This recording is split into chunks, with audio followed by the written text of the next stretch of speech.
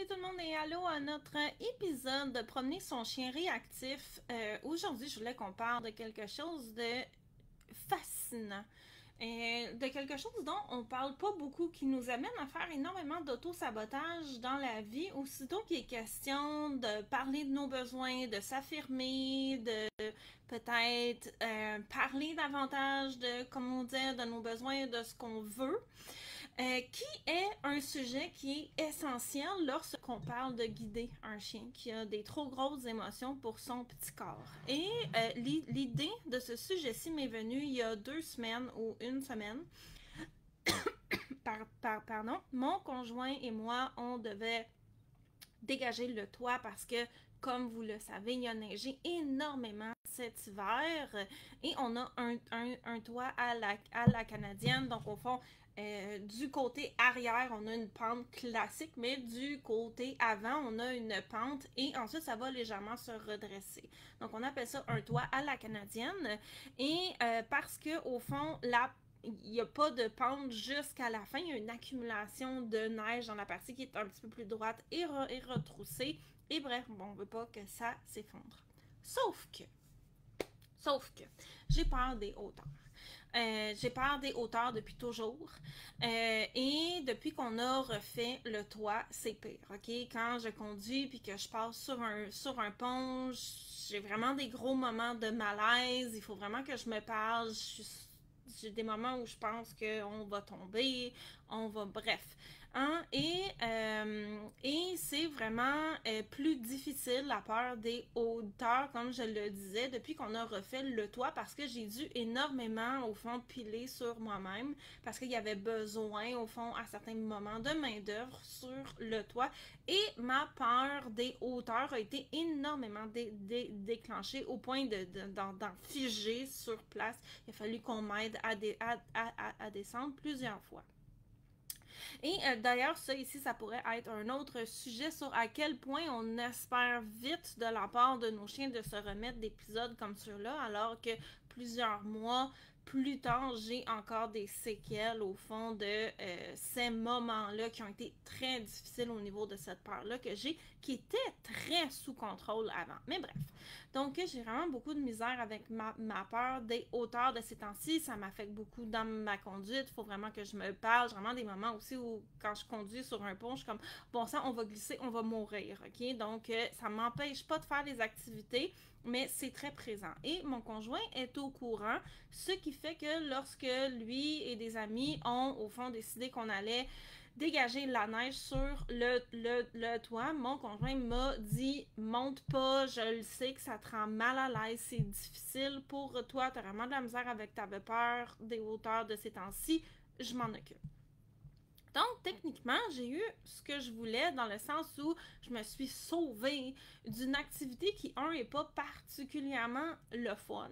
Donc, c'est pas agréable de devoir aller déneiger le toit. Et en plus, je me suis sauvée, au fond, d'une activité qui allait, au fond, déclencher cette peur-là. Donc, oui, bien entendu, j'ai aidé comme je pouvais en bas, mais à un moment donné, il n'y avait plus rien à faire. Donc, je rentrais à la maison, et il a fallu que je gère mon malaise. Il a fallu que je gère mon malaise d'avoir au fond ce que je voulais, c'est-à-dire pas avoir à grimper sur le toit. Parce que pour moi, se pogner le beigne pendant que les autres travaillent, j'ai pas été. C'est quelque chose qui n'existait pas chez nous quand j'étais jeune. Si quelqu'un est occupé à une tâche, tu trouves quelque chose à faire. Pas participer, ça se fait pas. Donc, il a vraiment fallu que je gère cette espèce de malaise-là que j'avais, et j'avais la tendance à vouloir faire « Ah ben non, je vais y aller pareil, je vais piler sur moi » quand mon conjoint me disait que j'avais pas besoin d'y aller parce que, à nouveau, j'avais ce malaise-là d'avoir ce que je voulais. Un autre exemple qui est si intéressant, et finalement j'ai juste géré au fond ce malaise-là, tout simplement. Donc j'ai combattu mon espèce d'envie de faire « Oh non, je vais y aller pareil ». Un autre exemple qui touche un peu plus les chiens Et là, vous allez comprendre davantage où est-ce que je veux en venir et pourquoi est-ce qu'on parle de ça. Il y a plusieurs semaines, au fond, j'ai croisé ma voisine et mes voisins laissent leurs chiens aboyer dans la cour. OK? Eux, que les chiens jappent, ça les dérange pas. Et moi, mes chiens n'ont pas le droit d'aboyer lorsqu'ils sont dans la cour parce que je veux pas tout simplement. Donc, j'ai la règle pour mes chiens. Vous pouvez regarder les chiens du voisin autant que vous voulez. Mais si je vous demande quelque chose, il faut que vous m'écoutiez. Puis, il n'y a pas de jappage. Et les chiens du voisin jappent allègrement après moi et après mes chiens. Et j'avoue qu'en général, je fais un gros effort sur moi pour me dire que ça me dérange pas, mais le soir, lorsque je veux que les filles fassent leur pipi rapide pour qu'on aille se coucher, avoir les chiens du voisin qui se mettent à aboyer à qui mieux après nous, puis là ça dérange les filles pendant que j'essaie qu'elles fassent pipi, ça me fait graffiner un petit peu plus, hein? Et ma voisine m'a demandé est-ce que mes chiens dérangent? Et un de mes objectifs cette année, c'est d'être plus effrontée. Hein? Donc, c'est une des choses que je me suis dit que je voulais faire cette année. Donc, qui est dit, bien entendu, avec humour. Donc, d'être davantage effrontée. J'ai décidé d'être honnête avec elle et de lui dire ça me dérange pas que les chiens aboient dans la journée, mais j'avoue que quand il est 11h30 du soir puis que ça dérange les chiens pour qu'ils aillent faire pipi puis qu'on aille se coucher, des fois, ça m'achale un peu. Hein? Donc, j'ai pas été à 100% effrontée, bien entendu. C'est un travail. Et j'ai réalisé que dans les jours suivants, aussitôt que les chiens jappaient, mes voisins les rentraient. Et là, on pourrait se dire, mais hurrah, j'ai eu ce que je voulais. C'est facile, youpi! Mais dans les faits, il a fallu que je gère mon malaise d'avoir ce que je voulais. Parce que moi, à me faire japper après par les chiens du voisin, j'aime pas ça tant que ça.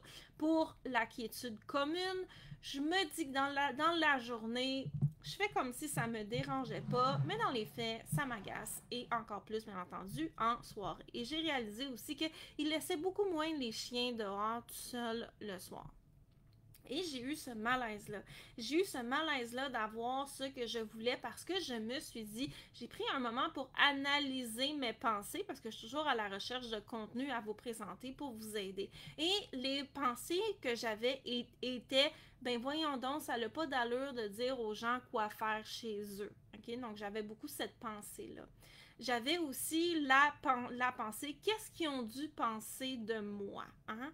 Et j'avais aussi la pensée que je me prenais pour une autre en disant aux gens que ça me dérangeait, que j'aurais dû endurer pour pas leur dire. Et bien entendu, tout ça ici, c'est pas nécessairement des choses saines.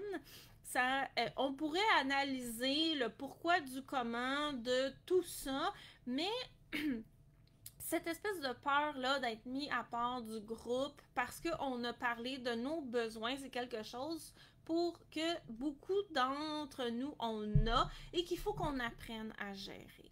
Parce que dans les faits, je n'ai pas menti à mes voisins. C'est vrai que leur chien aboie beaucoup, hein, et ça ici, je ne l'ai pas dit, j'ai été très polie et j'ai fait mention parce qu'on me l'a demandé, j'ai choisi de ne pas mentir et de dire que le soir, oui, des fois c'est achalant, et j'ai fait l'effort de me rappeler que je ne suis pas responsable des émotions de mes voisins. S'ils se sentent mal parce que leur chien dérange, mes chiens et moi, ce n'est pas ma responsabilité. Ce n'est pas à moi de faire comme si ça ne me dérangeait pas pour qu'eux puissent continuer à faire ce qu'ils ont toujours fait. Et donc, j'ai géré ce malaise-là que j'avais à l'intérieur de moi d'aller dire à mes voisins, au fond, qu'est-ce qu'ils devraient faire chez eux. Tout ça ici émanant de la peur, au fond, de créer des relations tendues entre mes voisins et moi. Et ça me fait penser à quel point, lorsqu'on parle d'être le guide de notre chien, lorsqu'on parle d'avoir un chien qui a trop des grosses émotions pour son petit corps, il va falloir qu'on demande ce que notre chien a besoin et il va falloir faire en sorte que ça l'arrive. Un autre exemple de ça, si vous vous promenez avec votre chien et que quelqu'un avec son enfant demande si son enfant peut venir flatter votre chien, c'est pas... Vous allez, si vous avez un chien, par exemple, qui a de la misère avec les manipulations, avec les étrangers et barre oblique ou avec les enfants, devoir dire non. Et la personne va devoir gérer sa déception et gérer la déception de son enfant. Et pour beaucoup de gens, c'est difficile de faire ça. C'est difficile de s'affirmer. C'est encore plus difficile avec la famille. Donc, lorsqu'il est question de visite de la famille qui viennent à la maison, puis des fois, il faut demander aux gens, prends pas là, ça chale pas le chien. Non, mon oncle, qui aime pas ça jouer à se tirailler. Puis même si toi, t'aimes ça brusquer le chien, il trippe pas, je te demanderais d'arrêter. Et souvent, on parle beaucoup de lorsque on s'affirme et que les gens n'écoutent pas. On va beaucoup parler de stratégie sur quoi faire. Mais on parle très très peu lorsque les gens nous donnent ce qu'on a demandé. Donc, mon oncle arrête de se tirailler avec le chien. La personne avec son enfant fait « Ok, pas de problème ». Puis on voit que l'enfant, il est triste, mais ils s'en vont lorsque la visite obtempère à nos demandes. Par exemple, essaye pas de flatter le chien ou essaye pas de lui prendre ses choses, peu importe c'est quoi. C'est difficile des fois de gérer les émotions de malaise qu'on a à avoir ce qu'on a eu. Et là vient l'envie de défaire ce qu'on a fait, de dire à la personne, ben finalement c'est correct, tu peux, de dire à la personne que finalement elle va pouvoir peu importe quoi. Et ça ici c'est quelque chose que je vois souvent. Et ça tombe un peu dans le sabotage. On est dans l'auto-sabotage, on n'est tellement pas habitué d'avoir au fond ce qu'on veut qu'on ne sait pas comment gérer ça. On a un malaise et suite à ce malaise-là, on a plein de pensées qui viennent au fond délégitimer notre besoin et on a la tendance à venir essayer de défaire ça. Pourquoi? Parce que notre cerveau aime la prédictabilité. Notre cerveau aime ce qu'il connaît. Il n'aime pas nécessairement ce qui est potentiellement mieux pour nous. Il aime ce dont il est capable de prédire le résultat. Et si notre cerveau est capable de prédire le résultat si on ne s'affirme pas, qui est que notre chien va réagir, il va aboyer, puis là on va avoir une discussion, puis on va se sentir mal, puis gna gna gna. Il va préférer ça, s'il est capable de le prédire, à s'affirmer, avoir ce qu'on veut et avoir un chien qui jappe pas, parce que ça ici, c'est quelque chose qu'on a moins pratiqué, donc c'est moins prévisible. Et si on rentre aussi toute la part de se faire mettre à l'écart du groupe là-dedans, on a un merveilleux combo pour que notre cerveau nous retourne dans notre pattern qui est connu et qui est prévisible. Donc, on va vouloir défaire ce qu'on a fait. Et quelle est la solution avec ça? Quelle est la solution lorsque on a peur de s'affirmer? On s'affirme en faisant un gros effort, on a ce qu'on veut et là, on a ce malaise-là. Et notre cerveau, il veut absolument retourner dans quelque chose qui est capable de prédire et quelque chose qui va faire moins de remous social, qui sont au fond deux éléments très importants pour le cerveau, l'adhésion au groupe et la prévisibilité. La solution est d'accepter le malaise, de lui permettre d'être, de ne pas le combattre et de se rappeler que la seule façon de devenir à l'aise avec le fait d'avoir ce qu'on veut, c'est d'accepter le malaise qui vient avec. Et ça, ici, c'est quelque chose qui est fascinant parce qu'on a spontanément tendance à penser que si on a un malaise, c'est parce qu'il y a quelque chose qui n'est pas correct dans cette situation-là. Mais si on a un malaise avec ce qu'on vit, souvent c'est tout simplement parce que c'est nouveau. C'est pas parce que c'est pas bien. Et je vous le dis, le meilleur cadeau que vous pouvez vous donner, c'est d'apprendre à vivre ce malaise-là, d'apprendre cet inconfort-là d'avoir ce qu'on veut, et il va devenir de moins en moins pire. Et des fois, ça arrive surtout lorsqu'on commence à s'affirmer. OK, c'est normal. Et si vous reconnaissez que vous vous êtes affirmé et que vous vous êtes rétracté par après, ça arrive aussi. Donc, si vous réalisez, ah bon sang, je l'ai fait, voyez-le comme un moment d'apprentissage. Commencez pas à vous auto-flageller en vous disant, ah bon sang, là, je suis pas bonne, j'y arriverai jamais à m'affirmer. En vous disant, parfait, je reconnais maintenant que j'ai ce pattern-là, je vais le travailler. Donc, la tentation de se rétracter va être là et il faut qu'on apprenne à l'apprivoiser. Et si on a flanché, peu importe la raison, c'est d'essayer de voir pourquoi j'ai flanché et qu'est-ce que je peux en apprendre dans mon processus pour apprendre à m'affirmer davantage. Parce que le but ultime de tout ça est de vous outiller afin que vous soyez capable de dire non, ou que vous soyez capable, au fond, de demander ce dont votre chien a besoin et d'être capable de, au fond, vivre avec ça. Parce que si vous êtes à l'aise à vous affirmer, à l'aise à dire non, à l'aise à exprimer vos besoins, ça va être beaucoup plus facile d'être le guide de votre chien. Un exemple que j'ai trouvé fascinant d'à quel point c'est nono, au fond, cette espèce de malaise-là de ne pas être dans notre habitude, j'ai une amie qui me racontait que lorsqu'elle était jeune, ses oncles avaient comme 1 an ou 2 de plus qu'elle, ok? Donc, lorsqu'elle était petite, ses oncles avaient à peu près le même âge. Et donc, sa grand-mère, qui était la belle-mère des jeunes garçons, donnait à sa mère, à la mère de mon ami, les vêtements qu'il faisait plus, qui étaient quand même assez androgynes. Donc, mon ami a passé une grosse partie de son enfance à porter des vêtements plutôt androgynes parce que, vous le savez, bon, dans les familles, quand il y a des enfants à peu près du même âge, on se passe pas mal le linge. Ce que moi et mes cousines, on a fait lorsqu'on était jeunes, mais ça a donné qu'on était toutes des petites filles, fait que c'était pratique. Et en vieillissant, en quittant au fond chez ses parents, en explorant sa propre personnalité en dehors du noyau familial, mon ami, et ça ici, là, ça fait des années, là, mon ami a dans la cinquantaine passée, mais elle me racontait ça à un moment donné. Elle a réalisé qu'elle aimait beaucoup porter du linge fille, des jupes, des robes, des affaires très féminines et délicates.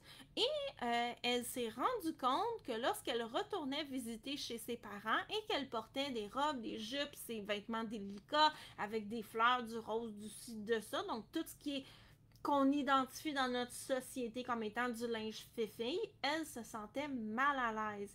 Elle se sentait mal à l'aise devant ses parents et elle voulait porter des vêtements qui étaient plus androgynes, donc ou plus masculins. Et à un moment donné, elle a réalisé que c'était tout simplement par après, des années plus tard, parce que dans sa tête, lorsqu'elle était avec ses parents, elle portait ce type de vêtements-là parce que c'est ça qu'elle avait toujours porté. Et ce qu'elle a fallu, alors que dans d'autres circonstances de sa vie, avec ses amis, avec ses copains, à l'école, à l'université, au travail, elle portait son linge plus délicat, plus fifille et elle avait aucun malaise. Donc, c'était juste une question d'habitude et il a fallu qu'elle apprennent à vivre ce malaise-là, au fond, et à un moment donné, c'est devenu routinier de porter robe, jupe, bretelles, etc., fleurs, avec ses parents, mais il y a eu cette période d'adaptation-là, alors que ses parents n'ont jamais mis de pression sur elle pour porter du linge androgyne, c'est juste que c'était pratique, puis il y a une certaine habitude qui s'est prise. Pour revenir au fait que le cerveau aime les habitudes et il aime ce qu'il est capable de prédire et que dans le doute, il va toujours vous pousser dans ce qu'il connaît. Mais la beauté de ça, c'est qu'on peut se servir de notre lobe frontal dans notre cerveau pour faire en ce moment le malaise que je ressens, c'est pas parce qu'il y a quelque chose de pas correct dans la situation comme moi avec mes voisins. Il n'y a rien de pas correct dans ce qui s'est passé. On m'a posé une question, j'ai répondu, j'ai été polie et ultimement, je ne suis pas responsable des émotions de mes voisins. Ils sont responsables de leurs émotions. Si leur chien aboie et que ça les rend mal à l'aise, c'est à eux de gérer leur malaise et idéalement de trouver des solutions lorsqu'il est 11h30 du soir, ce qui est quand même raisonnable comme demande. Donc, j'ai appris, j'ai fait le malaise que je ressens en ce moment quand je vois, lorsque je suis témoin du fait que mes voisins ont augmenté la gestion pas très proactive, c'est plutôt rétroactif. Donc, quand leur chien se met à japper, ils ont commencé à intervenir beaucoup plus rapidement. Moi, je me sentais mal, donc c'était juste parce que j'ai changé une habitude à l'intérieur de moi pour m'affirmer davantage. Le malaise n'est pas signe que j'ai fait quelque chose de mal. Le malaise est seulement signe que j'ai fait quelque chose qui est inhabituel et qui va entraîner un résultat qui est différent de d'habitude, c'est-à-dire rien dire, piler sur moi, devenir amère, rouspéter, mais pas parler de mes besoins et ultimement, ça n'aide pas mes chiens. Donc moi, mon rôle dans la vie est de m'assurer que moi et mes chiens, on est dans un environnement dans lequel on puisse s'épanouir et non, se faire japper après fâché par des chiens 11h30 du soir, c'est vrai que ça rentre pas exactement dans cette définition-là. Tout simplement. Et j'ai appris à gérer ce malaise-ci. Bien entendu, il est arrivé ce qui devait arriver. Avec le temps, mes voisins se sont mis à intervenir de moins en moins. Mais je vois quand même si ça fait plusieurs mois, qu'il y a un petit effort qui reste. Et je l'apprécie. Je maintiens des relations cordiales avec les voisins aussi. Et si jamais ils me reposent la question, je vais faire un effort pour en parler. Si là je vois que c'est arrivé quelques fois, on va voir, mais que oui, au fond, du moment où surtout les bancs de neige vont baisser, si ça revient et qu'on me le demande, je vais être honnête. Et c'est la seule façon d'apprendre à s'affirmer, surtout dans des contextes où on a moins tendance à s'affirmer. Lorsqu'on commence à le faire, on va avoir ce malaise-là. Et de se préparer au malaise permet de l'accueillir, de lui permettre d'être et de le laisser être là jusqu'à temps qu'il s'en aille par lui-même, tout simplement. Donc, c'est pour ça que je voulais vous parler de cet épisode-ci, parce que si on ne se prépare pas au malaise, on va penser que c'est parce que d'avoir ce qu'on veut, on va penser que c'est parce qu'il y a quelque chose de pas correct, parce qu'on a fait une bévue ou parce que, bon sang, et on va vouloir se rétracter. Donc, non, lorsqu'on s'affirme avec notre chien, on n'a pas à se rétracter. Si on le fait par erreur, parce qu'on n'a pas reconnu le pattern, puis qu'on le fait, on va faire un effort supplémentaire la prochaine fois. Personne n'est tenu à la perfection. Et vous allez, à partir de maintenant, savoir que oui, il y a une période d'adaptation. Et c'est normal d'avoir ce malaise-là, surtout lorsque vous vous affirmez avec des gens avec qui vous n'avez pas tendance à vous affirmer. Comme la famille, comme les voisins, surtout les parents. Ça ici, c'est difficile avec les parents. Donc, d'apprendre au fond tout ça, c'est pas évident. Et laisser le malaise exister, il va finir par s'en aller. Parfait, je vais juste aller voir s'il y a des petites questions. Je n'en vois pas ici, mais je veux juste être sûre qu'il n'y a pas de bug du côté de Facebook. Non, il n'y en a pas. Donc, merci tout le monde d'avoir été là. C'était un épisode un peu plus court cette semaine. Je voulais qu'on en parle parce que c'est important. Je vous rappelle que le 16 mars, je donne un cours à tout le monde. Donc, tout le monde est invité. Vous avez simplement besoin de vous inscrire au fond.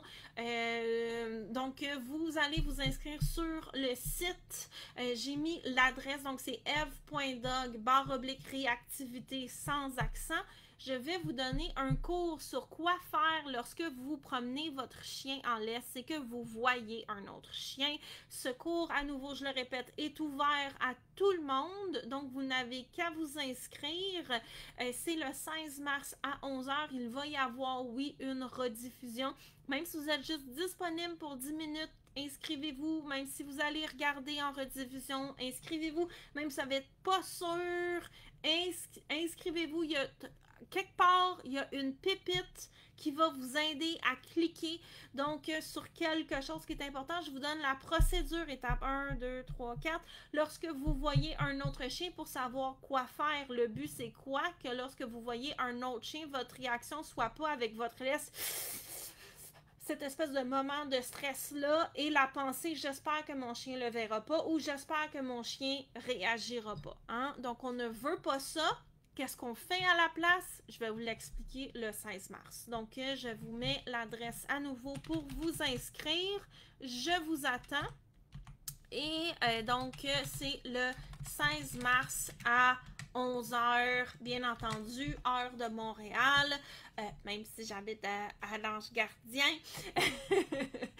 Donc, je vous attends. Ça va être très intéressant. On va vraiment aller en profondeur avec des clés de réponse sur quoi faire. Et en attendant, je vous souhaite une excellente semaine à tout le monde. Au revoir, bye et laissez je vous le répète une autre fois, ce malaise-là va arriver, laissez-le exister. À force de pratiquer, vous allez développer de la prédictabilité, vous allez réaliser qu'il n'y a pas de problème, vous n'êtes pas en train de perturber l'ordre social, votre cerveau va devenir de plus en plus à l'aise avec le fait de changer une habitude et bien entendu, c'est en forgeant qu'on devient forgeron. Donc, plus vous allez vous pratiquer à vous affirmer avec votre chien pour ses besoins, ses limites, dire non ou demander non, je veux pas que vous vous approchiez ou pouvez-vous vous tasser s'il vous plaît, mon chien il aime pas qu'on le fixe, peu importe c'est quoi, ça va devenir de plus en plus facile. Bonne semaine, au revoir, bye!